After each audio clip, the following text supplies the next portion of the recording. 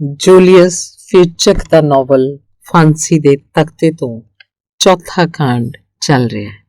ਦੂਜਾ ਚੰਬਾ 4 ਆਦਮੀ ਨਾਜ਼ੀ ਸਿਪਾਹੀਆਂ ਵਾਂਗ ਤੁਰਦੇ ਹੋਏ ਕਮਰੇ ਅੰਦਰ ਆਉਂਦੇ ਹਨ ਤੇ ਮੇਰੇ ਸਮੇਤ ਸਭਨਾਂ ਨੂੰ ਚੱਕ ਬੋਲੀ 'ਚ ਸਲਾਮ ਕਹਿੰਦੇ ਹਨ। ਉਹ ਮੇਜ਼ ਪਿੱਛੇ ਬਹਿ ਜਾਂਦੇ ਹਨ, ਆਪਣੇ ਕਾਗਜ਼ ਖੋਲ੍ਹਦੇ ਹਨ ਤੇ ਬੜੇ ਆਰਾਮ ਨਾਲ ਸਿਗਰਟਾਂ ਲਾਉਂਦੇ ਹਨ, ਜਿਵੇਂ ਅਫਸਰ ਹੋਣ। ਪੂਰਾ ਮੈਂ ਇਹਨਾਂ ਨੂੰ ਜਾਣਦਾ, ਘੱਟੋ ਘੱਟ ਉਹਨਾਂ ਵਿੱਚੋਂ 3 ਨੂੰ ਜਾਣਦਾ। ਕੀ ਇਹ ਸੰਭਵ ਹੈ ਕਿ ਗੈਸਟਾਪੋ 'ਚ ਨੌਕਰੀ ਕਰਦੇ ਨੇ? ਸ਼ਾਇਦ, ਪਰ ਇਹ 3 ਵੀ ਕਿਉਂ? ਉਹ ਤਾਂ ਤੈਰਿੰਗਲ ਜਾਂ ਰੇਨੈਕ ਹੈ, ਜਿਵੇਂ ਅਸੀਂ ਉਹਨੂੰ ਬੁਲਾਉਂਦੇ ਸੀ, ਤੇ ਉਹ ਬੜਾ ਚਿਰ ਯੂਨੀਅਨ ਦੇ ਪਾਰਟੀ ਦਾ ਸਕੱਤਰ ਰਿਹਾ ਸੀ। ਸੁਭਾਅ ਦਾ ਜ਼ਰਬੇ ਕਾਬੂ ਸੀ, ਪਰ ਸੀ ਵਫਾਦਾਰ। ਇਹ ਅਸੰਭਵ ਹੈ। ਉਹ ਹੈ ਅੰਕਵਿਕੋਵਾ, ਅਜੇ ਵੀ ਸਿੱਧਾ ਤਣਿਆ ਤੇ ਸੋਹਣਾ ਜਿਸਮ ਹੈ। ਵਾਲ ਭਾਵੇਂ ਉਹਦੇ ਸਾਰੇ ਸਫੈਦ ਹੋ ਗਏ ਸਨ। ਉਹ ਬੜੀ ਮਜ਼ਬੂਤ ਤੇ ਦ੍ਰਿੜ ਇਰਾਦੇ ਵਾਲੀ ਲੜਾਕੂ ਸੀ। ਨਹੀਂ, ਇਹ ਅਸੰਭਵ ਹੈ। ਤੇ ਉਹ ਵਾਸ਼ੇਕ ਰਿਜ਼ੈਕ, ਉੱਤਰੀ ਬੇਹੂਮੀਆਂ ਦੀਆਂ ਕਾਨਾਂ ਦਾ ਪਥੇਰਾ ਤੇ ਫਿਰ ਜ਼ਿਲ੍ਹਾ ਪਾਰਟੀ ਦਾ ਸਕੱਤਰ। ਮੈਂ ਉਹਨੂੰ ਚੰਗੀ ਤਰ੍ਹਾਂ ਜਾਣਦਾ। ਉਹ ਸਾਰੇ ਸੰਗਰਾਮ ਤੋਂ ਪਿੱਛੋਂ ਜੋ ਅਸੀਂ ਉੱਤਰ 'ਚ ਇਕੱਠੇ ਲੜਿਆ ਸੀ, ਉਹਨੂੰ ਸ਼ੱਕ ਨੂੰ ਤੋੜ ਸਕਦਾ ਨਹੀਂ। ਅਸੰਭਵ। ਪਰ ਉਹ ਇੱਥੇ ਕਰ ਕੀ ਰਹੇ ਨੇ? ਉਹ ਚਾਹੁੰਦੇ ਕੀ ਨਹੀਂ? ਮੈਨੂੰ ਇਹਨਾਂ ਸਵਾਲਾਂ ਦੇ ਜਵਾਬ ਅਜੇ ਨਹੀਂ ਮਿਲੇ ਸਨ ਕਿ ਹੋਰ ਆ ਗਏ। ਉਹ ਮਰੇਕ, ਜੈਲੀਨੈਕ ਜੋੜੇ ਤੇ ਫਰੀਡ ਜੋੜੇ ਨੂੰ ਲੈ ਆਏ। ਹਾਂ, ਮੈਨੂੰ ਯਾਦ ਹੈ, ਮੇਰੇ ਨਾਲ ਹੀ ਫੜੇ ਗਏ ਸੀ। ਪਰ ਪਾਵੇਲ ਕ੍ਰੋਪਾਚੈਕੋ, ਆਰਟ ਦੇ ਇਤਿਹਾਸ ਦਾ ਮਾਹਰ, ਜੋ ਬੁੱਧੀਜੀਵੀਆਂ 'ਚ ਪਾਰਟੀ ਕੰਮ ਲਈ ਮਿਰੇਕ ਦੀ ਮਦਦ ਕਰਦਾ ਸੀ, ਇੱਥੇ ਕਿਉਂ ਆਇਆ ਹੈ? ਮੇਰੇ ਤੇ ਮਿਰੇਕ ਤੋਂ ਬਿਨਾਂ ਉਹਨੂੰ ਹੋਰ ਕੌਣ ਜਾਣਦਾ ਸੀ? ਤੇ ਉਹ ਮਲੀਦਾ ਹੋਏ ਚਿਹਰੇ ਵਾਲਾ ਲੰਮਾ ਜਵਾਨ ਆਦਮੀ ਆਪਣੇ ਆਪ ਨੂੰ ਇਸ ਤਰ੍ਹਾਂ ਕਿਉਂ ਪੇਸ਼ ਕਰ ਰਿਹਾ ਜਿਵੇਂ ਅਸੀਂ ਇੱਕ ਦੂਜੇ ਨੂੰ ਜਾਣਦੇ ਨਹੀਂ? ਮੈਂ ਅਸਲ 'ਚ ਉਹਨੂੰ ਜਾਣਦਾ ਵੀ ਨਹੀਂ, ਪਰ ਉਹ ਹੈ। ਉਹ ਹੋ ਕੌਣ ਸਕਦਾ ਹੈ? ਉਹ ਇਹ ਤਾਂ ਸਤਿਕ ਹੈ, ਸ਼ਤਿਕ, ਡਾਕਟਰ ਜੈਦਨੈਕ ਸ਼ਤਿਕ। ਇਹਦਾ ਭਾਵ ਹੈ ਕਿ ਇਹਨਾਂ ਨੂੰ ਡਾਕਟਰਾਂ ਦੀ ਇਕਾਈ ਦਾ ਵੀ ਪਤਾ ਲੱਗ ਗਿਆ ਤੇ ਉਹਨਾਂ ਬਾਰੇ ਵੀ ਮੇਰੇ ਤੇ ਮਿਰੇਕ ਤੋਂ ਸਿਵਾ ਹੋਰ ਕਿਸੇ ਨੂੰ ਪਤਾ ਹੀ ਨਹੀਂ ਸੀ।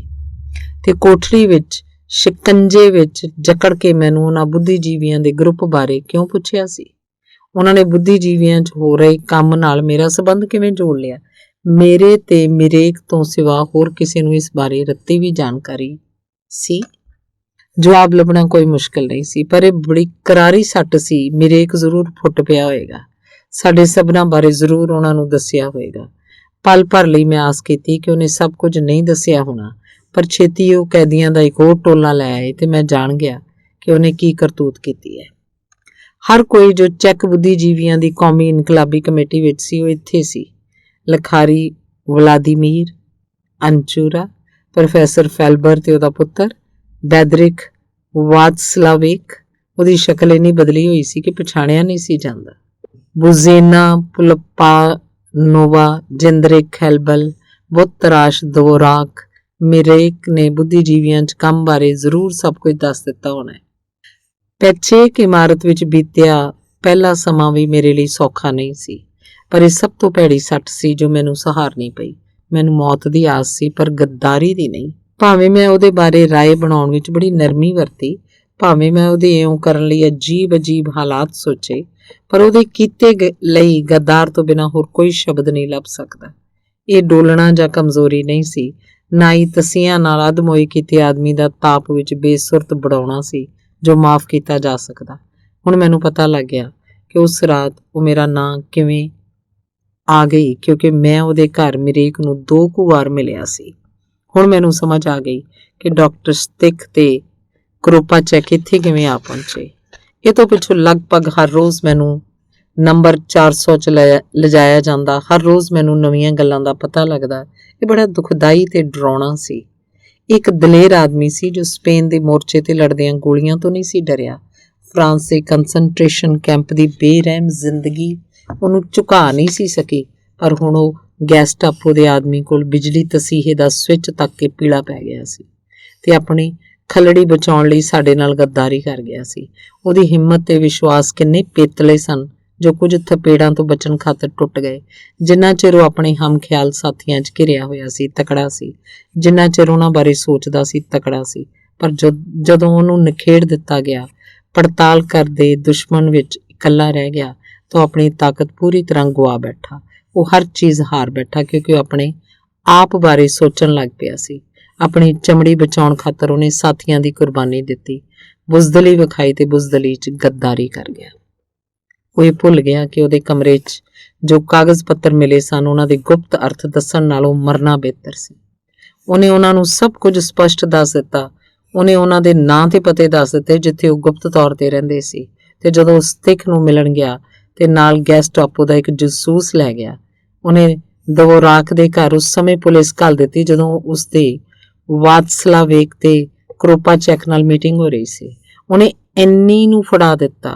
ਉਹਨੇ ਲੀਦਾ ਨਾਲ ਵਿਸ਼ਵਾਸਘਾਤ ਕੀਤਾ। ਉਹ ਬਹਾਦਰ ਕੁੜੀ ਨਾਲ ਜੋ ਉਹਨੂੰ ਪਿਆਰ ਕਰਦੀ ਸੀ, ਜੋ ਕੁਝ ਉਹਨੂੰ ਪਤਾ ਸੀ ਉਸ ਵਿੱਚੋਂ ਅੱਧਾ ਉਹਨੇ ਥੋੜੀਆਂ ਜੀਆਂ ਚਪੇੜਾਂ ਖਾ ਕੇ ਹੀ ਦੱਸ ਦਿੱਤਾ। ਤੇ ਜਦੋਂ ਉਹਨੇ ਇਹ ਸੋਚ ਲਿਆ ਕਿ ਮੈਂ ਮਰ ਗਿਆ, ਉਹਦੀ ਜਵਾਬ ਤਲਬੀ ਕਰਨ ਵਾਲਾ ਕੋਈ ਨਹੀਂ ਰਿਹਾ, ਤਾਂ ਉਹਨੇ ਬਾਕੀ ਰਹਿੰਦਾ ਵੀ ਸਭ ਕੁਝ ਦੱਸ ਦਿੱਤਾ।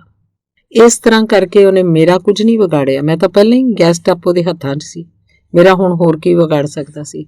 ਪਰ ਉਹਦੀਆਂ ਦੱਸੀਆਂ ਗੱਲਾਂ ਸਾਰੀ ਪੁੱਛ ਪੜਤਾਲ ਦਾ ਆਧਾਰ ਬਣ ਗਈਆਂ ਸਨ। ਨਾਲ ਹੀ ਸਬੂਤ ਦੀ ਇੱਕ ਅਜਿਹੀ ਲੜੀ ਸ਼ੁਰੂ ਹੋ ਗਈ ਸੀ ਜੋ ਮੇਰੇ ਤੱਕ ਆਪ ਪੜਦੀ ਸੀ।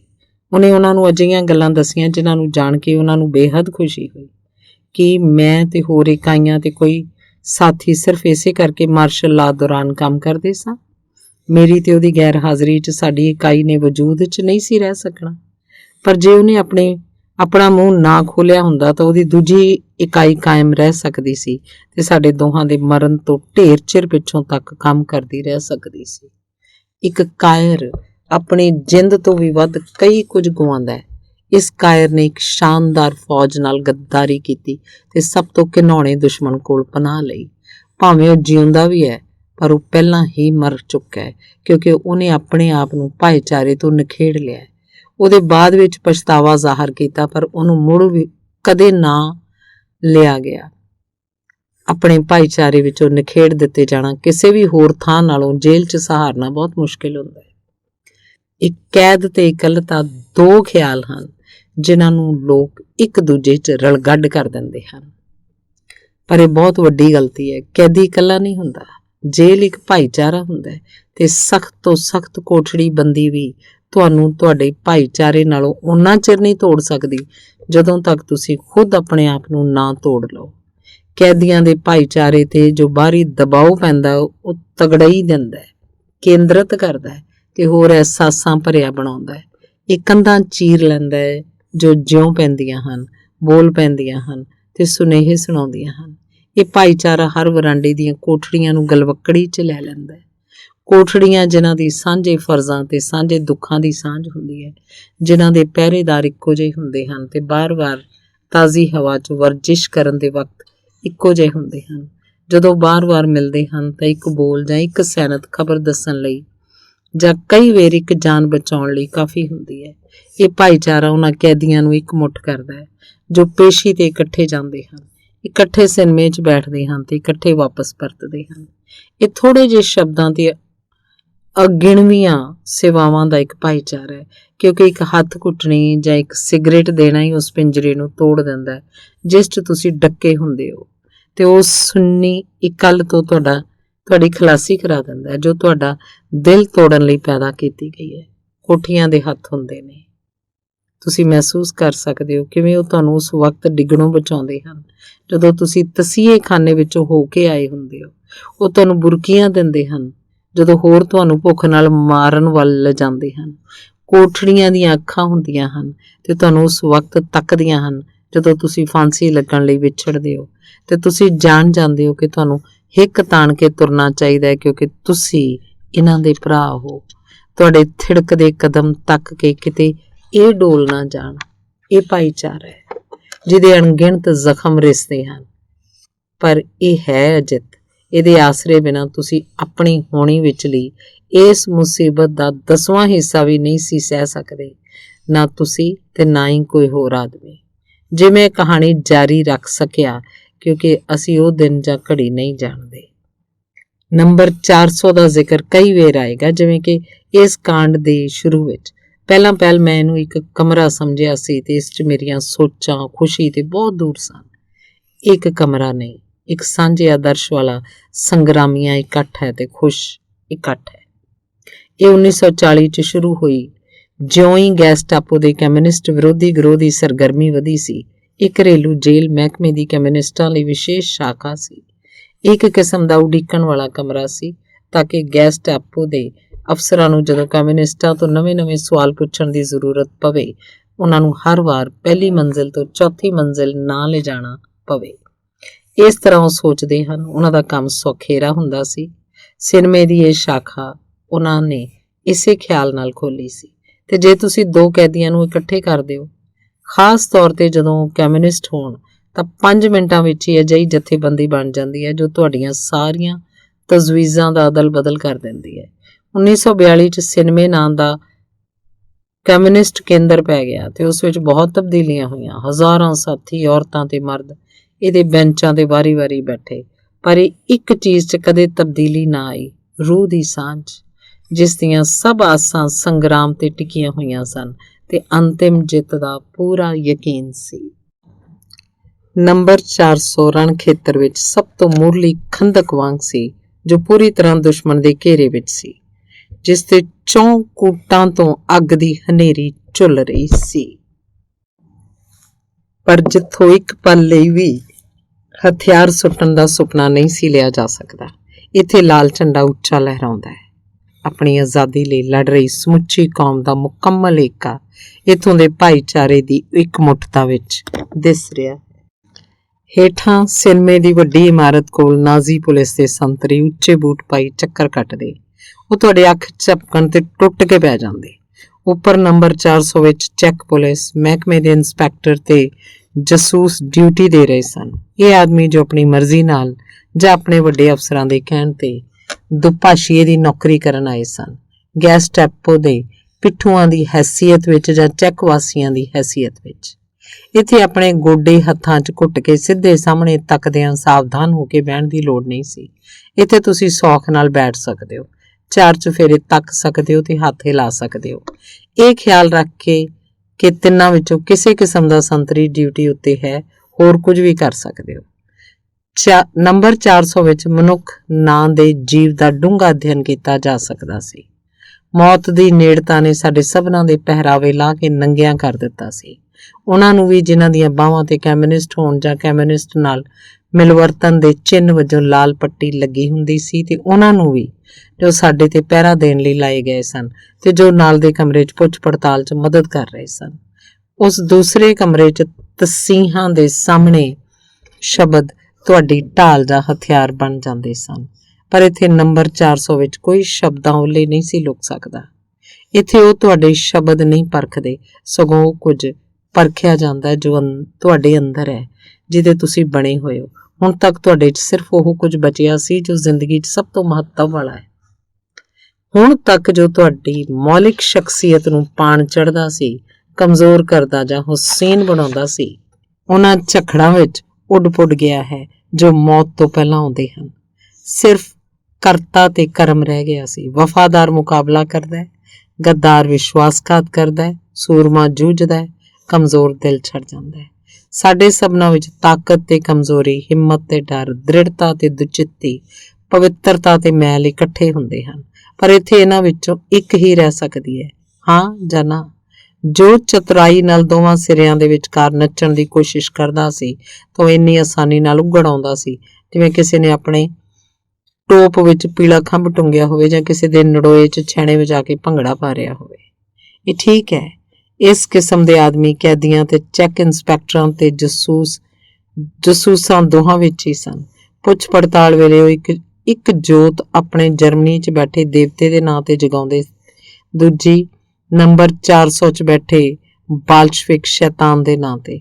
ਜਰਮਨ ਅਫਸਰ ਦੀ ਹਾਜ਼ਰੀ 'ਚ ਤੁਹਾਡੇ ਕੋਲੋਂ ਤੁਹਾਡਾ ਸੁਨੇਹਾ ਲੈ ਜਾਣ ਵਾਲੇ ਸਾਥੀ ਦਾ ਨਾਂ ਪੁੱਛਣ ਦੇ ਯਤਨ ਸਮੇਂ ਤੁਹਾਡੇ ਦੰਦ ਤੋੜ ਸਕਦੇ ਹਨ। ਸਿਰਫ ਨੰਬਰ 400 'ਚ ਤੁਹਾਨੂੰ ਭੁੱਖ ਮਿਟਾਉਣ ਲਈ ਰੋਟੀ ਦਾ ਇੱਕ ਟੁਕੜਾ ਦੇ ਸਕਦੇ ਸਨ। ਤਲਾਸ਼ੀ ਲੈਣ ਵਾਲੇ ਗਰੋਹ ਨਾਲ ਹੋਣ ਸਮੇਂ ਉਹ ਤੁਹਾਡੇ ਘਰ ਦੀ ਇੱਕ ਕੀਮਤੀ ਚੀਜ਼ ਚੁਰਾ ਸਕਦੇ ਸਨ ਤੇ ਚੁਰਾਏ ਹੋਏ ਮਾਲ 'ਚੋਂ ਨੰਬਰ 400 ਵਿੱਚ ਤੁਹਾਨੂੰ ਉਹ ਇਹ ਦੱਸਣ ਲਈ ਕਿ ਉਹ ਤੁਹਾਡੇ ਕਿੰਨੇ ਹਮਦਰਦ ਸਨ, ਸਿਗਰਟ ਦਾ ਇੱਕ ਟੋਟਾ ਦੇ ਸਕਦੇ ਸਨ। ਕੁਝ ਹੋਰ ਲੋਕ ਸਨ ਪਹਿਲਿਆਂ ਨਾਲੋਂ ਕੁਝ ਵੱਖਰੀ ਕਿਸਮ ਦੇ, ਜੋ ਆਪਣੀ ਮਰਜ਼ੀ ਨਾਲ ਤੁਹਾਨੂੰ ਕਦੇ ਦੁੱਖ ਨਹੀਂ ਸੀ ਦਿੰਦੇ, ਪਰ ਕੋਈ ਮਦਦ ਵੀ ਨਹੀਂ ਸੀ ਕਰਦੇ। ਉਹਨਾਂ ਨੂੰ ਸਦਾ ਆਪਣੀ ਚਮੜੀ ਦਾ ਹੀ ਫਿਕਰ ਰਹਿੰਦਾ ਸੀ ਤੇ ਰਾਜਸੀ ਮੌਸਮ ਦੀ ਭੋਰਾ ਮਾਸਾ ਤਬਦੀਲੀ ਦਾ ਵੀ ਉਹਨਾਂ ਤੇ ਬਹੁਤ ਅਸਰ ਪੈਂਦਾ ਸੀ।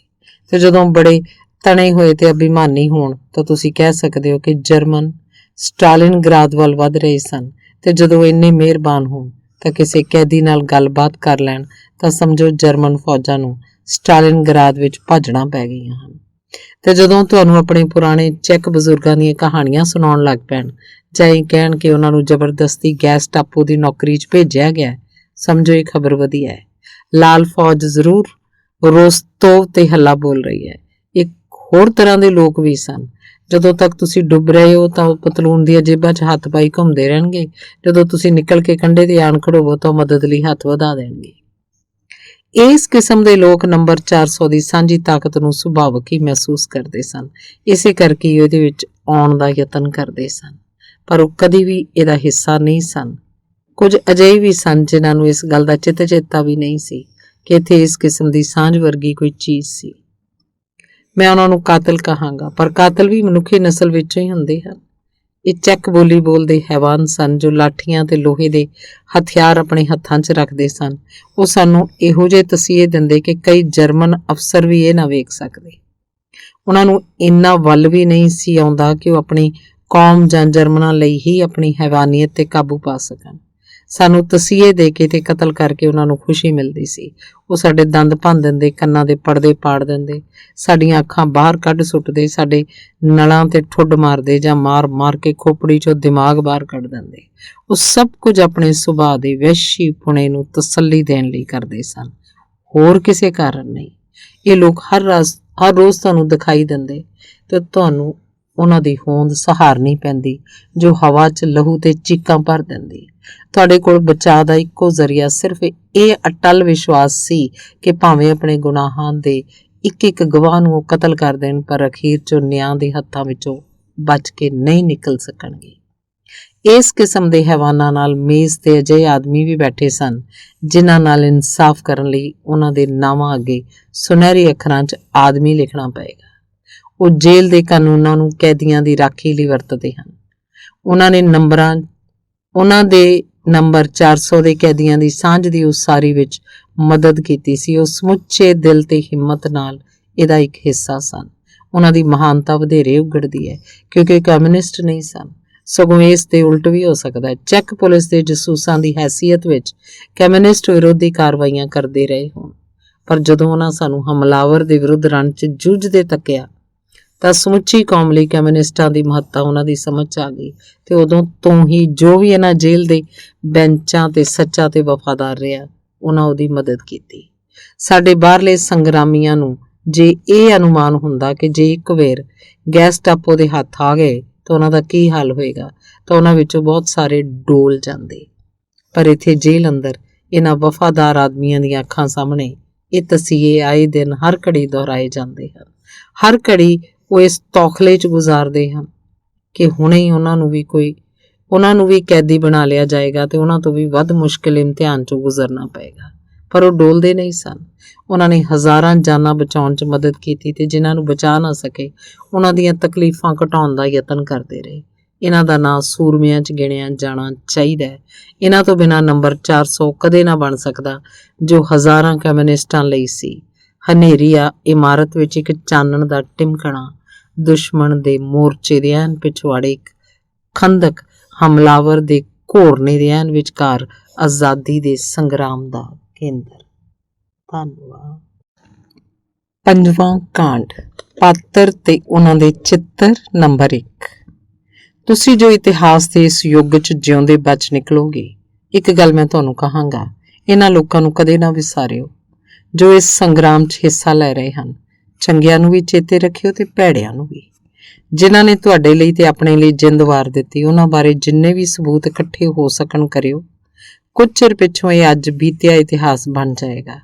ਇਹਨੂੰ ਇੱਕ ਮਹਾਨ ਯੁੱਗ ਕਿਹਾ ਜਾਏਗਾ ਜਿਸ ਵਿੱਚ ਬੇਨਾਮ ਸੂਰਮਿਆਂ ਨੇ ਇਤਿਹਾਸ ਦੀ ਉਸਾਰੀ ਕੀਤੀ। ਇਹਨਾਂ ਸਭਨਾਂ ਦੇ ਨਾਂ ਸਨ, ਚਿਹਰੇ ਸਨ, ਆਸਾਂ ਤੇ ਸੱਧਰਾਂ ਸਨ। ਇਸ ਕਰਕੇ ਇਹਨਾਂ 'ਚੋਂ ਨਿੱਕੇ ਤੋਂ ਨਿੱਕਿਆਂ ਦੇ ਕਸ਼ਟ ਉਹਨਾਂ ਦੇ ਕਸ਼ਟਾਂ ਤੋਂ ਕਿਸੇ ਤਰ੍ਹਾਂ ਵੀ ਘੱਟ ਨਹੀਂ, ਜਿਨ੍ਹਾਂ ਦੇ ਨਾਂ ਸਦਾ ਜਿਉਂਦੇ ਰਹਿਣਗੇ। ਮੇਰੀ ਸਿਰਫ ਇਹੀ ਖਾਹਿਸ਼ ਹੈ ਕਿ ਤੁਸੀਂ ਇਹਨਾਂ ਸਭਨਾਂ ਨਾਲ ਉਵੇਂ ਨਿੱਘੀ ਸਾਂਝ ਮਹਿਸੂਸ ਕਰ ਸਕੋ ਜਿਵੇਂ ਤੁਹਾਡੇ ਵਾਕਫ ਸਨ, ਜਿਵੇਂ ਤੁਹਾਡੇ ਟੱਬਰ ਵਿੱਚੋਂ ਸਨ, ਤੇ ਇੱਥੋਂ ਤੱਕ ਵੀ ਕਿ ਜਿਵੇਂ ਇਹਨਾਂ ਦੀ ਥਾਂ ਤੁਸੀਂ ਆਪ ਹੀ ਸੋ। ਬਹਾਦਰਾਂ ਦੇ ਟੱਬਰ ਮਾਰੇ ਗਏ ਹਨ। ਉਹਨਾਂ ਚੋਂ ਕਿਸੇ ਇੱਕ ਨੂੰ ਆਪਣੇ ਪੁੱਤਰ ਜਾਂ ਧੀ ਵਾਂਗ ਪਿਆਰਨ ਲਈ ਚੁਣ ਲਓ। ਇਹਨਾਂ ਉੱਤੇ ਤੁਹਾਨੂੰ ਓਨਾ ਹੀ ਮਾਣ ਹੋਣਾ ਚਾਹੀਦਾ ਜਿੰਨਾ ਕਿਸੇ ਉਸ ਮਹਾਂਪੁਰਖ ਉੱਤੇ ਜੋ ਭਵਿੱਖ ਲਈ ਜੀਵਿਆ ਹੋਵੇ। ਹਰ ਕੋਈ ਜੋ ਸੱਚਮੁੱਚ ਹੀ ਭਵਿੱਖ ਲਈ ਜੀਵਿਆ ਤੇ ਜਿਹਨੇ ਆਪਣੀ ਜਾਨ ਭਵਿੱਖ ਨੂੰ ਸੋਹਣਾ ਬਣਾਉਣ ਲਈ ਦਿੱਤੀ, ਉਹ ਸਭ ਇਸ ਰੁਤਬੇ ਦੇ ਕਾਬਲ ਹਨ ਕਿ ਉਹਨਾਂ ਦੀਆਂ ਪੱਥਰਾਂ ਦੀਆਂ ਮੂਰਤੀਆਂ ਬਣਾਈਆਂ ਜਾਣ। ਤੇ ਦੂਸਰੇ ਜਿਨ੍ਹਾਂ ਭੂਤ ਵਿੱਚੋਂ ਕੂੜਾ ਇਕੱਠਾ ਕਰਕੇ ਇਨਕਲਾਬ ਦੇ ਹੜ੍ਹ ਨੂੰ ਰੋਕਣ ਲਈ ਬੰਨ ਬਣਾਏ, ਉਹ ਘੁਣ ਖਾਧੀ ਲੱਕੜੀ ਦੀਆਂ ਕਠਪੁਤਲੀਆਂ ਹਨ। ਭਾਵੇਂ ਇਹਨਾਂ ਦੇ ਮੋਢੇ ਉੱਤੇ ਕਿਸੇ ਵੀ ਅਹੁਦੇ ਦਾ ਨਿਸ਼ਾਨ ਕਿਉਂ ਨਾ ਹੋਵੇ, ਇਹਨਾਂ ਵਜੂਦਾਂ ਨੂੰ ਵੀ ਲਹੂ ਮਾਸ ਦੇ ਆਦਮੀਆਂ ਦੇ ਰੂਪ ਵਿੱਚ ਉਹਨਾਂ ਦੀ ਸਾਰੀ ਤਰਸਯੋਗ ਨੀਚਤਾ, ਬੇਰਹਿਮੀ, ਉਹ ਜੱਡਪੁਣੇ ਸਮੇਤ ਦੇਖਣਾ ਜ਼ਰੂਰੀ ਹੈ, ਕਿਉਂਕਿ ਇਹ ਵੀ ਸਾਡੇ ਭਵਿੱਖ ਦੀਆਂ ਕਲਪਨਾਵਾਂ ਲਈ ਕੁਝ ਮਸਾਲਾਂ ਦਿੰਦੇ ਹਨ। ਹੇਠ ਲਿਖੀ ਗਵਾਹੀ ਮੇਰੀ ਅੱਖੀਂ ਡਿੱਠੀ ਹੋਈ ਹੈ, ਪਰ ਇਹਦੇ 'ਚ ਸਿਰਫ ਅਜਿਹੇ ਖਾਕੇ ਹਨ ਜੋ ਇੱਕ ਛੋਟੇ ਜਿਹੇ ਪਿੜ 'ਚ ਅੱਖੀਂ ਤੱਕ ਕੇ ਬਿਨਾਂ ਕਿਸੇ ਵੱਡੇ ਪਿਛੋਕੜ ਨਾਲ ਜੋੜਨ ਦੇ ਲਿਖ ਸਕਿਆ ਹਾਂ। ਇਹਨਾਂ 'ਚ ਮਹਾਨ ਪਾਤਰਾਂ ਤੇ ਛੋਟੀਆਂ-ਛੋਟੀਆਂ ਸ਼ਖਸੀਅਤਾਂ ਦੇ ਰੇਖਾ ਚਿੱਤਰਾਂ ਦੀਆਂ ਸਿਰਫ ਬਾਹਰਲੀਆਂ ਰੇਖਾਵਾਂ ਹੀ ਹਨ। ਜੈਲੀਨੈਕ ਜੋੜਾ, ਜੋਸਫ ਜੈਲੀਨੈਕ ਤੇ ਮਾਰੀਏ ਜੈਲੀਨੈਕ। ਜੋਸਫ ਬੱਸ ਕੰਡਕਟਰ ਹੈ ਤੇ ਮਾਰੀਏ ਘਰੇਲੂ ਨੌਕਰਾਣੀ। ਉਹਨਾਂ ਦਾ ਘਰ ਵੇਖਣ ਵਾਲਾ ਸੀ, ਮੁਲਾਇਮ, ਸਾਦਾ, ਨਵੀਂ ਕਿਸਮ ਦੇ ਮੇਜ਼ ਕੁਰਸੀਆਂ, ਕਿਤਾਬਾਂ ਵਾਲੀ ਅਲਮਾਰੀ, ਛੋਟਾ ਜਿਹਾ ਇੱਕ ਬੁੱਤ, ਕੰਧਾਂ ਤੇ ਕੁਝ ਤਸਵੀਰਾਂ ਤੇ ਸਫਾਈ, ਅਜਿਹੀ ਸਫਾਈ ਜਿਸ ਤੇ ਇਤਬਾਰ ਨਹੀਂ ਆਉਂਦਾ। ਤੁਸੀਂ ਕਹਿ ਦਿੰਦੇ ਕਿ ਮਾਰੀਏ ਦੀ ਸਾਰੀ ਸ਼ਖਸੀਅਤ ਇਸ ਘਰ ਤੱਕ ਹੀ ਸੀਮਤ ਹੈ ਤੇ ਬਾਕੀ ਦੁਨੀਆ ਬਾਰੇ ਉਹਨੂੰ ਕੁਝ ਨਹੀਂ ਪਤਾ।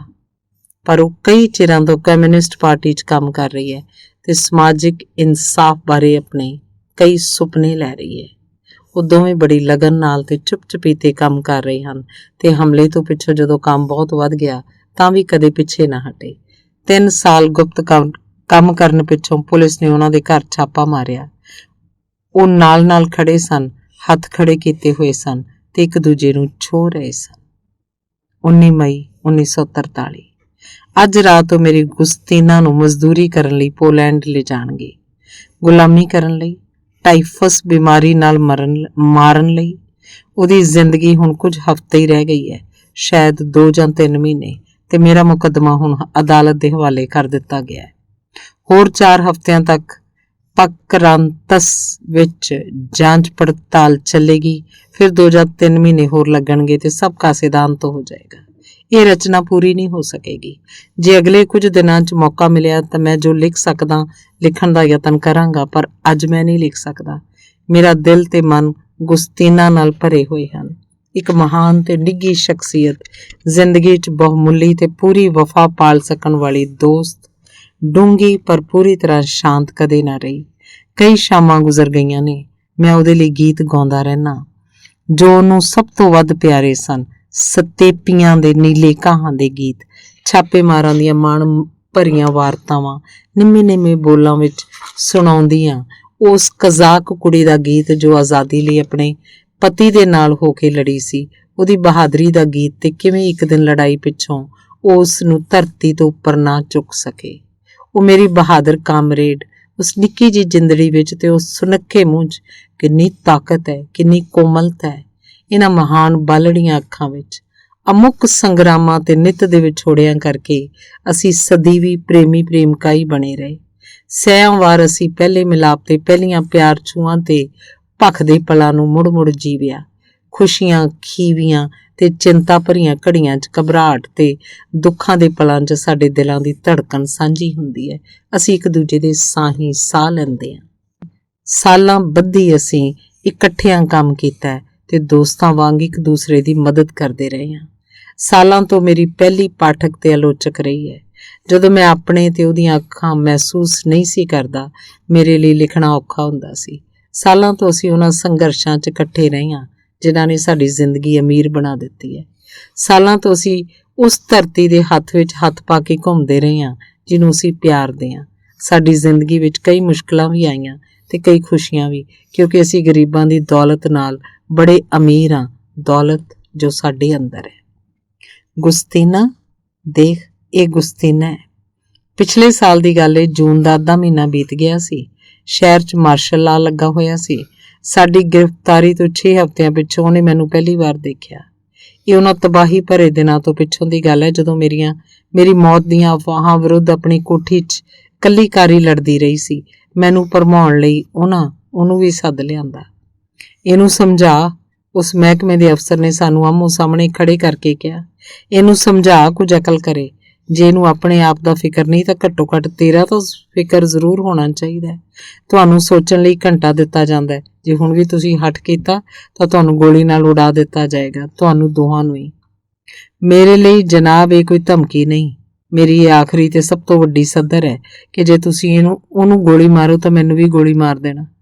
ਇਹ ਹੈ ਮੇਰੀ ਗੁਸਤੀਨਾ, ਬੇਅੰਤ ਪਿਆਰ ਤੇ ਮਹਾਨ ਸ਼ਕਤੀ।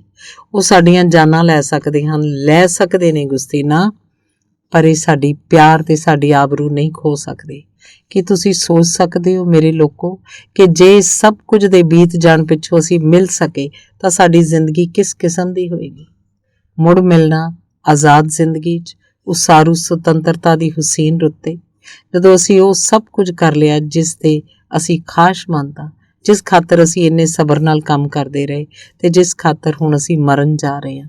ਭਾਵੇਂ ਅਸੀਂ ਮਰ ਜਾਈਏ, ਅਸੀਂ ਤੁਹਾਡੀ ਮਹਾਨ ਖੁਸ਼ੀ ਦੇ ਇੱਕ ਹਿੱਸੇ 'ਚ ਜੀਵਾਂਗੇ, ਕਿਉਂਕਿ ਅਸੀਂ ਇਸੇ ਖਾਤਰ ਆਪਣੀਆਂ ਜਾਨਾਂ ਅਰਪਣ ਕੀਤੀਆਂ ਹਨ। ਇਹ ਖਿਆਲ ਸਾਨੂੰ ਫਿਰ ਵੀ ਖੁਸ਼ੀ ਦਿੰਦਾ ਹੈ, ਭਾਵੇਂ ਸਾਡੇ ਲਈ ਵਿਛੜਨਾ ਬਹੁਤ ਮੁਸ਼ਕਿਲ ਹੈ। ਉਹਨਾਂ ਨੇ ਸਾਨੂੰ ਇੱਕ ਦੂਸਰੇ ਨੂੰ ਅਲਵਿਦਾ ਨਹੀਂ ਕਹਿਣ ਦਿੱਤੀ, ਗਲਵੱਕੜੀ ਨਹੀਂ ਪਾਉਣ ਦਿੱਤੀ ਤੇ ਇੱਕ ਦੂਸਰੇ ਦਾ ਹੱਥ ਵੀ ਨਹੀਂ ਘੁੱਟਣ ਦਿੱਤਾ। ਸਿਰਫ ਜੇਲ੍ਹ ਦਾ ਭਾਈਚਾਰਾ ਹੀ ਜੋ ਪੰਕਰਾਤਸ ਤੇ ਕਾਰਲੋਵੋ ਚੌਂਕ ਵਿਚਕਾਰ ਸੰਬੰਧ ਜੋੜਦਾ ਹੈ, ਕਦੇ ਕਦਾਈ ਇੱਕ ਦੂਸਰੇ ਦੀ ਖਬਰਸਾਰ ਸਾਨੂੰ ਸੁਣਾ ਦਿੰਦਾ ਹੈ। ਤੂੰ ਜਾਣਨੀ ਹੈ ਗੁਸਤੀਨਾ, ਤੇ ਮੈਂ ਵੀ ਜਾਣਦਾ ਕਿ ਹੁਣ ਸ਼ਾਇਦ ਅਸੀਂ ਇੱਕ ਦੂਸਰੇ ਨੂੰ ਕਦੇ ਨਹੀਂ ਮਿਲ ਸਕਾਂਗੇ। ਫਿਰ ਵੀ ਦੂਰੋਂ ਤੇਰੀ ਆਵਾਜ਼ ਇਹ ਕਹਿੰਦੀ ਹੋਈ ਸੁਣਾਈ ਦਿੰਦੀ ਹੈ, ਅਲਵਿਦਾ ਮੇਰੇ ਪਿਆਰੇ, ਮੁੜ ਮਿਲਣ ਤੀਕ ਮੇਰੀ ਗੁਸਤੀਨਾ। ਮੇਰੀ ਆਖਰੀ ਵਸੀਅਤ। ਮੇਰੇ ਕੋਲ ਮੇਰੀ ਲਾਇਬ੍ਰੇਰੀ ਤੋਂ ਸਿਵਾ ਹੋਰ ਕੁਝ ਵੀ ਨਹੀਂ ਸੀ। ਗੈਸਟਾਪੋ ਨੇ ਉਹ ਵੀ ਤਬਾਹ ਕਰ ਦਿੱਤੀ। ਮੈਂ ਸੱਭਿਆਚਾਰਕ ਤੇ ਰਾਜਸੀ ਵਿਸ਼ਿਆਂ ਤੇ ਬਹੁਤ ਸਾਰੇ ਲੇਖ ਲਿਖੇ ਸਨ। ਸਾਹਿਤ ਅਤੇ ਨਾਟਕ ਬਾਰੇ ਪੜਚੋਲਵੇਂ ਲੇਖ ਲਿਖੇ ਸਨ। ਕਈ ਅਖਬਾਰੀ ਕਿਸਮ ਦੀਆਂ ਰਚਨਾਵਾਂ ਸਨ। ਇਹਨਾਂ 'ਚੋਂ ਬਹੁਤੀਆਂ ਗੁਜ਼ਾਰਾ ਕਰਨ ਲਈ ਲਿਖੀਆਂ ਗਈਆਂ ਸਨ ਤੇ ਉਹਨਾਂ ਦੀ ਮਹੱਤਤਾ ਉਸੇ ਵੇਲੇ ਹੀ ਖਤਮ ਹੋ ਗਈ ਸੀ। ਉਹਨਾਂ ਨੂੰ ਪਈਆਂ ਰਹਿਣ ਦਿਓ, ਪਰ ਕੁਝ ਸਾਰੇ ਜੀਵਨ ਭਰ ਲਈ ਨੇ। ਮੈਨੂੰ ਆਸ ਸੀ ਕਿ ਗੁਸਤੀਨਾ ਇਹਨਾਂ ਨੂੰ ਛਪਵਾ ਲਏਗੀ, ਪਰ ਹੁਣ ਇਹਦੀ ਬਹੁਤ ਘੱਟ ਸੰਭਾਵਨਾ ਹੈ।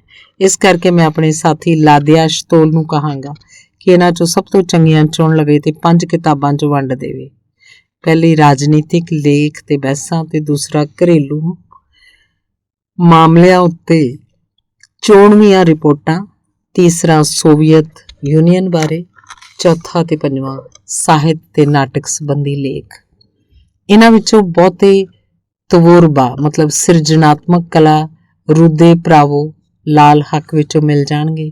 ਬਾਕੀ ਕਮੇਨੀ ਮਤਲਬ ਤਣਾ, ਪ੍ਰਾਮੇਨ ਮਤਲਬ ਖੂਹ, ਪ੍ਰੋਲੇਤ ਮਤਲਬ ਪ੍ਰੋਲੇਤ ਕੁਲਤ ਮਤਲਬ ਪ੍ਰੋਲੋਤਾਰੀ ਸੱਭਿਆਚਾਰ, ਡੋਬਾ ਮਤਲਬ ਵਕਤ ਦਾ, ਸੋਸ਼ਲਿਸਟ ਮਤਲਬ ਸਮਾਜਵਾਦੀ, ਅਵਾਂਤਗਾਰਦ ਮਤਲਬ ਹਰਾਵਲ ਦਸਤਾ ਤੇ ਦੂਜੇ ਸਾਹਿਤਿਕ ਤੇ ਰਾਜਸੀ ਰਸਾਲਿਆਂ 'ਚ ਹਨ।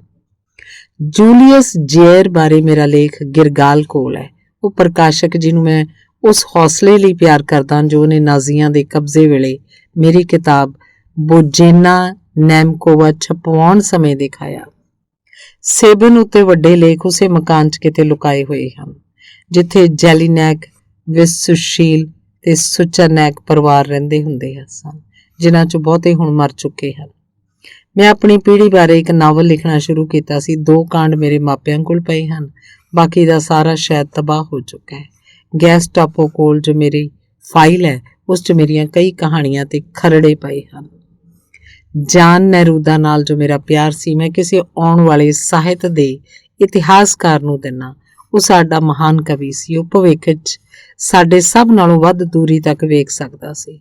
ਉਹਦੇ ਬਾਰੇ ਹੁਣ ਤੱਕ ਕੋਈ ਖੋਜ ਨਹੀਂ ਹੋਈ ਜਿਸ ਵਿੱਚ ਉਹਨੂੰ ਪੂਰੀ ਤਰ੍ਹਾਂ ਸਮਝਿਆ ਗਿਆ ਹੋਵੇ ਤੇ ਉਹਦੀਆਂ ਉਚੇਚੀਆਂ ਸਿਫਤਾਂ ਦਾ ਪੂਰਾ ਮੁਲਾਂਕਣ ਕੀਤਾ ਗਿਆ ਹੋਵੇ। ਨਹਿਰੂਦਾ ਨੂੰ ਅਜੇ ਤੱਕ ਪ੍ਰੋਲੇਤਾਰੀ ਦੀ ਹੈਸੀਅਤ ਵਿੱਚ ਤਾਂ ਚਿਤਰਿਆ ਹੀ ਨਹੀਂ ਗਿਆ। ਉਸ ਸਮੇਂ ਖੋਫ ਦੇ ਹੀ ਇੱਕ ਹਿੱਸੇ 'ਚ ਜਨਮਿਆ ਸੀ ਜੋ ਕਿਰਤੀਆਂ ਦਾ ਮਹੱਲਾ ਹੈ ਤੇ ਆਪਣੀ ਕਵਿਤਾ ਕਬਰਿਸਤਾਨ ਦੇ ਫੁੱਲ ਲਈ ਸਮੱਗਰੀ ਉਹਨੇ ਰਿੰਗਾਫਰ ਮਿਲ ਦੇ ਆਲੇ ਦੁਆਲਿਓਂ ਇਕੱਠੀ ਕੀਤੀ ਸੀ। ਇਸ ਪਿਛੋਕੜ ਤੋਂ ਬਿਨਾਂ ਕਬਰਿਸਤਾਨ ਦੇ ਫੁੱਲ ਤੋਂ ਲੈ ਕੇ 1 ਮਈ 1890 ਤੱਕ ਦੇ ਨੇਰੂਦਾ ਨੂੰ ਸਮਝਿਆ ਨਹੀਂ ਜਾ ਸਕਦਾ। ਬਹੁਤ ਸਾਰੇ ਲੋਕ ਇੱਥੋਂ ਤੱਕ ਕਿ ਸ਼ਾਲਦਾ ਵਰਗੇ ਆਲੋਚਕ ਵੀ ਸੋਚਦੇ ਹਨ ਕਿ ਨੇਰੂਦਾ ਦੀ ਕਵਿਤਾ 'ਚ ਉਹਦੀ ਪੱਤਰਕਾਰੀ ਦਾ ਬਹੁਤ ਦਖਲ ਹੈ। ਇਹ ਬਿਲਕੁਲ ਬੇਹੂਦਾ ਹੈ। ਪੱਤਰਕਾਰ ਹੋਣ ਕਰਕੇ ਨੇਰੂਦਾ ਬੈਲਜ਼, ਸਾਨੈਂਟਸ, ਸ਼ੁੱਕਰਵਾਰ ਦੀ ਪੂਜਾ ਦੇ ਭਜਨ ਤੇ ਸਿੰਪਲ ਮੋਟਿਵਸ ਵਰਗੀਆਂ ਮਹਾਨ ਰਚਨਾਵਾਂ ਰਚ ਸਕਿਆ।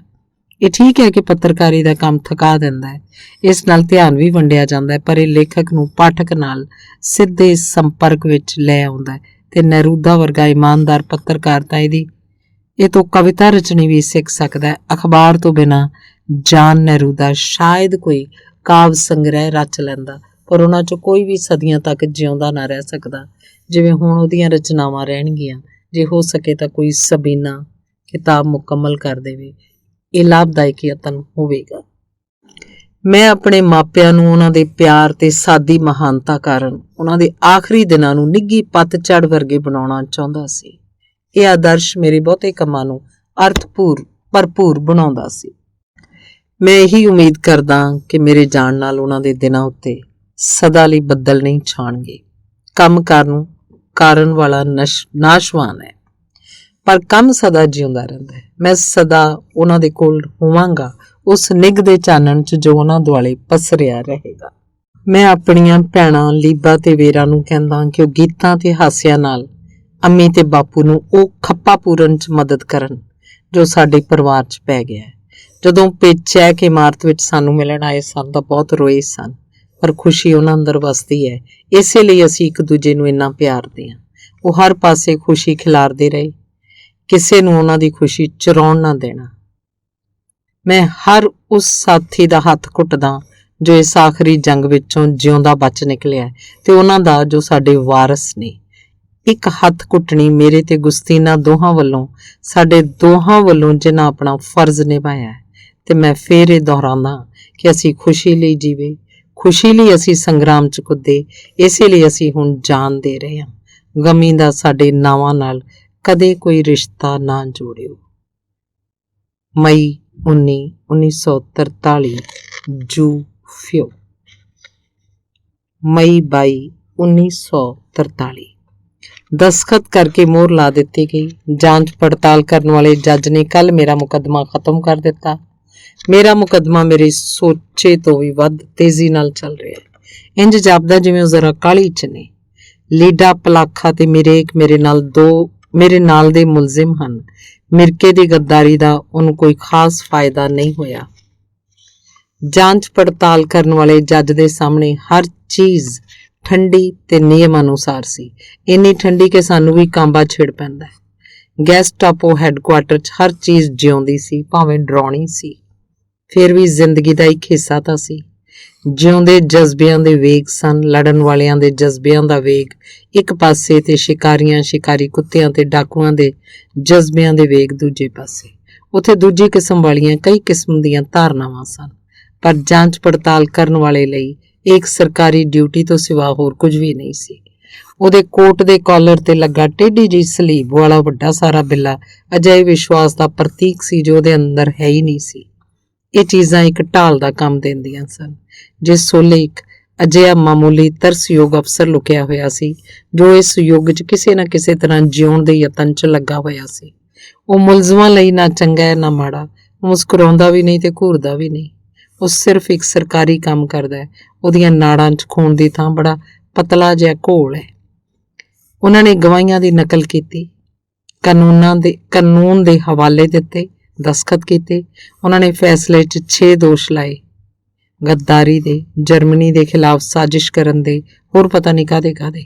ਇਹਨਾਂ ਵਿੱਚੋਂ ਤਾਂ ਇੱਕ ਹੀ ਕਾਫੀ ਹੈ। ਮੈਂ 13 ਮਹੀਨਿਆਂ ਤੋਂ ਇੱਥੇ ਆਪਣੀ ਤੇ ਦੂਜਿਆਂ ਦੀ ਜ਼ਿੰਦਗੀ ਲਈ ਹੁਸ਼ਿਆਰੀ ਤੇ ਉਤਸ਼ਾਹ ਲਈ ਲੜਦਾ ਰਿਹਾ। ਉਹਨਾਂ ਲੋਕਾਂ ਦੇ ਪਾਰਟੀ ਪ੍ਰੋਗਰਾਮ ਵਿੱਚ ਨਾਰਦਿਕ ਕੌਮਾਂ ਦੀ ਚਤੁਰਾਈ ਦਾ ਜ਼ਿਕਰ ਆਉਂਦਾ, ਪਰ ਮੇਰਾ ਖਿਆਲ ਹੈ ਕਿ ਮੈਂ ਇਸ ਵਿੱਚ ਉਹਨਾਂ ਸਭਨਾਂ ਨੂੰ ਚਿੱਤ ਕਰ ਗਿਆ। ਮੈਂ ਹਾਰਿਆ ਸਿਰਫ ਇਸ ਕਰਕੇ ਆ ਕਿਉਂਕਿ ਚਤੁਰਾਈ ਦੇ ਨਾਲ ਉਹਨਾਂ ਦੇ ਹੱਥ ਕੁਹਾੜਾ ਵੀ ਹੈ। ਇਸ ਤਰ੍ਹਾਂ ਉਹ ਕੁਸ਼ਤੀ ਖਤਮ ਹੋ ਗਈ ਹੈ। ਹੁਣ ਉਡੀਕ ਸ਼ੁਰੂ ਹੋ ਗਈ ਹੈ। 2 ਜਾਂ 3 ਹਫ਼ਤੇ ਹੋਰ ਤੇ ਫਿਰ ਸਾਡੇ ਤੇ ਲਾਏ ਇਲਜ਼ਾਮ ਚੰਗੀ ਤਰ੍ਹਾਂ ਤਿਆਰ ਕਰ ਲਏ ਜਾਣਗੇ। ਫਿਰ ਜਰਮਨੀ ਵੱਲ ਨੂੰ ਯਾਤਰਾ, ਉੱਥੇ ਮੁਕੱਦਮੇ ਦੀ ਉਡੀਕ, ਸਜ਼ਾ ਤੇ ਅੰਤ 'ਚ ਮੌਤ ਦੀ ਉਡੀਕ ਦੇ 100 ਦਿਨ ਖਤਮ। ਇਹ ਹੈ ਮੇਰਾ ਭਵਿੱਖ, 4 ਜਾਂ ਸ਼ਾਇਦ 5 ਮਹੀਨਿਆਂ ਦੀ ਜ਼ਿੰਦਗੀ। ਇਸ ਸਮੇਂ ਦੌਰਾਨ ਬਹੁਤ ਕੁਝ ਵਾਪਰ ਸਕਦਾ ਹੈ। ਇਸੇ ਦੌਰਾਨ ਹਰ ਚੀਜ਼ ਬਦਲੀ ਜਾ ਸਕਦੀ ਹੈ। ਸ਼ਾਇਦ ਇੱਥੇ ਅੰਦਰ ਮੇਰੇ ਕੋਲ ਕਿਆਸ ਲਾਉਣ ਦਾ ਕੋਈ ਜ਼ਰੀਆ ਨਹੀਂ, ਪਰ ਬਾਹਰਲੀਆਂ ਘਟਨਾਵਾਂ 'ਚ ਛੇਤੀ ਤਬਦੀਲੀ ਹੋਣ ਨਾਲ ਸਾਡਾ ਅੰਤ ਵੀ ਛੇਤੀ ਆ ਸਕਦਾ ਹੈ। ਸ਼ਾਇਦ ਉਹ ਵੀ ਬਹੁਤਾ ਮਦਦਗਾਰ ਸਾਬਤ ਨਾ ਹੋ ਸਕੇ। ਇਸ ਵੇਲੇ ਲੜਾਈ ਤੇ ਆਸਾਂ ਵਿਚਕਾਰ ਮੁਕਾਬਲਾ ਹੈ। ਇੱਕ ਕਿਸਮ ਦੀ ਮੌਤ ਦੇ ਵਿਰੁੱਧ ਦੂਜੀ ਕਿਸਮ ਦੀ ਮੌਤ ਦਾ ਮੁਕਾਬਲਾ। ਪਹਿਲਾਂ ਕਿਹੜੀ ਆਏਗੀ? ਫਾਸ਼ੀਵਾਦ ਦੀ ਮੌਤ ਜਾਂ ਮੇਰੀ ਮੌਤ? ਕੀ ਇਹ ਸਿਰਫ ਮੇਰਾ ਹੀ ਨਿੱਜੀ ਸਵਾਲ ਹੈ? ਓਹ ਨਹੀਂ, ਇਹ ਸਵਾਲ ਤਾਂ ਹਜ਼ਾਰਾਂ ਕੈਦੀਆਂ ਤੇ ਲੱਖਾਂ ਸਿਪਾਹੀਆਂ ਦੀ ਜ਼ੁਬਾਨ ਤੇ ਹੈ। ਇਹ ਸਵਾਲ ਯੂਰਪ ਤੇ ਦੁਨੀਆ ਭਰ ਦੇ ਕਰੋੜਾਂ ਲੋਕਾਂ ਦੀ ਜ਼ੁਬਾਨ ਤੇ ਵੀ ਹੈ। ਕਈਆਂ ਨੂੰ ਆਸਾ ਵਧੇਰੇ ਹੈ, ਕੁਝ ਕੁ ਨੂੰ ਘੱਟ, ਪਰ ਅਸਲ 'ਚ ਇਹ ਸਭ ਭੁਲੇਖਾ ਹੈ।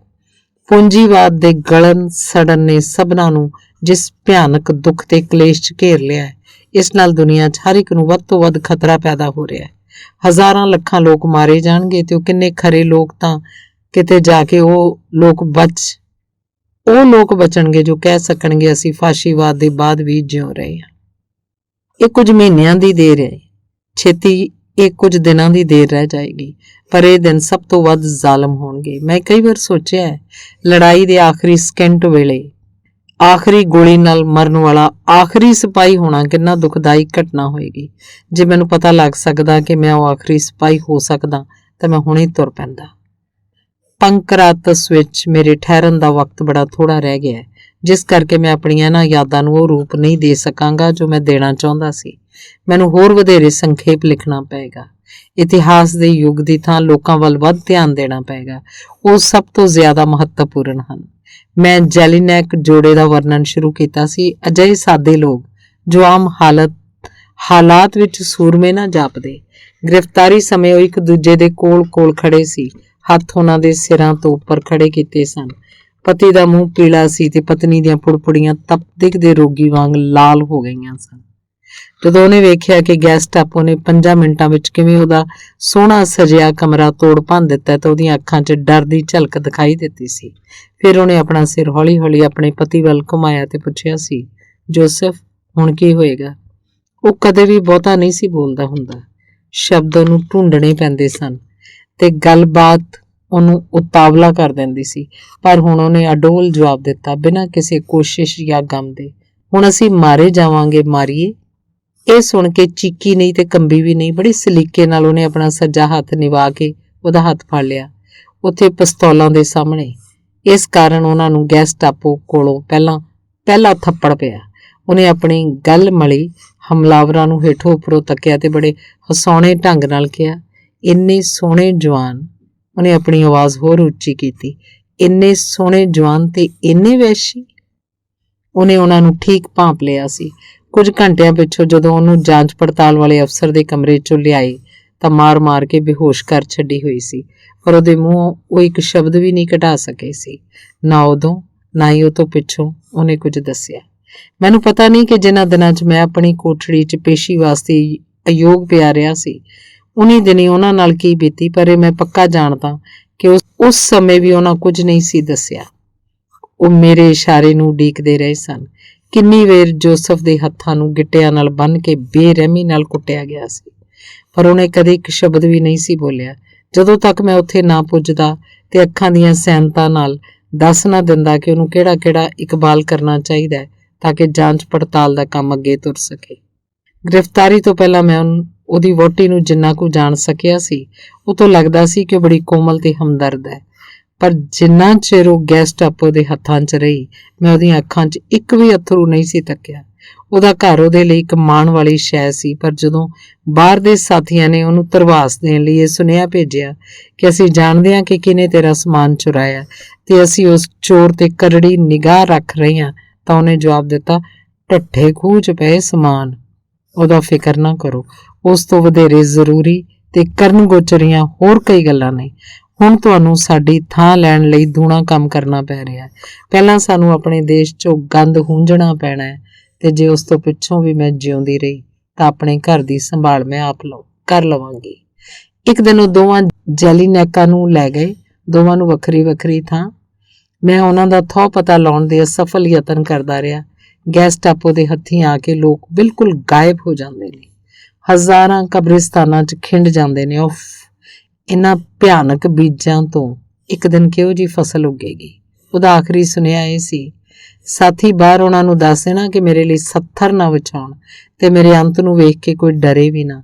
ਮੈਂ ਪਾਰਟੀ ਮੈਂਬਰ ਦੇ ਤੌਰ ਤੇ ਆਪਣਾ ਫਰਜ਼ ਨਿਭਾਇਆ ਤੇ ਮੈਂ ਮਰਾਂਗੀ ਵੀ ਇਸੇ ਹੈਸੀਅਤ ਵਿੱਚ। ਉਹ ਸਿਰਫ ਇੱਕ ਘਰੇਲੂ ਨੌਕਰਾਣੀ ਸੀ, ਉਹ ਬਹੁਤੀ ਪੜ੍ਹੀ ਲਿਖੀ ਨਹੀਂ ਸੀ ਤੇ ਸਦੀਆਂ ਪਹਿਲਾਂ ਦੇ ਇਸ ਦਲੇਰ ਪੈਗਾਮ ਦਾ ਉਹਨੂੰ ਕੋਈ ਗਿਆਨ ਨਹੀਂ ਸੀ। ਇਹ ਯਾਤਰੂ ਲੈਸੀਡੋਮੋਨੀਅਨਾਂ ਨੂੰ ਕਹਿਣਾ ਅਸੀਂ ਮਰੇ ਪਏ ਹਾਂ ਕਿਉਂਕਿ ਕਾਨੂੰਨ ਦੀ ਇਹ ਮੰਗ ਸੀ। ਧੰਨਵਾਦ।